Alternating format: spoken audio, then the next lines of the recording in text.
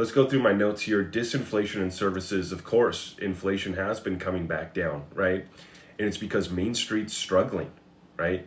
Tariffs, of course, they're priced in, right? We barely even saw a jump in a lot of stuff because of tariffs, right? We already had compounded inflation because of the Fed's policies, because of the past administration. I mean, we could go back a couple presidents too. And this is both sides of the aisle.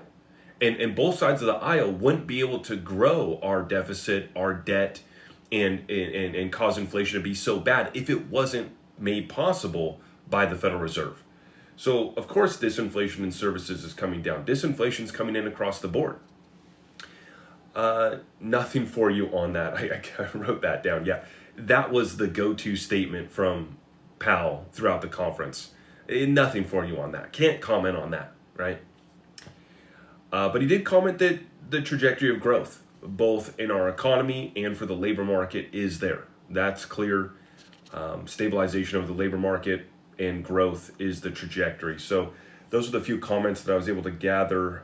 I did think it was very interesting, the question about what's happening in Japan with their bonds and how this could relate back to us, and how he tried to say that, long duration bonds have so many different catalysts and aspects to it that move it, that it doesn't affect the short end.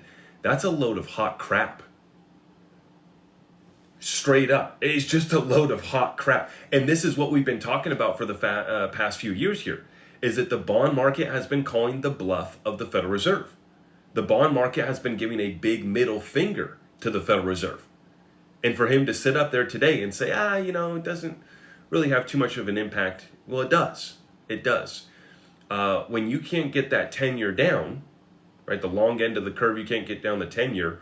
This is what we base our debt markets on. Our credit markets are based off that 10-year. Whether it be the 30-year rate mortgage, which is the standard mortgage that most Americans get here in our country, it's based off the 10-year, right?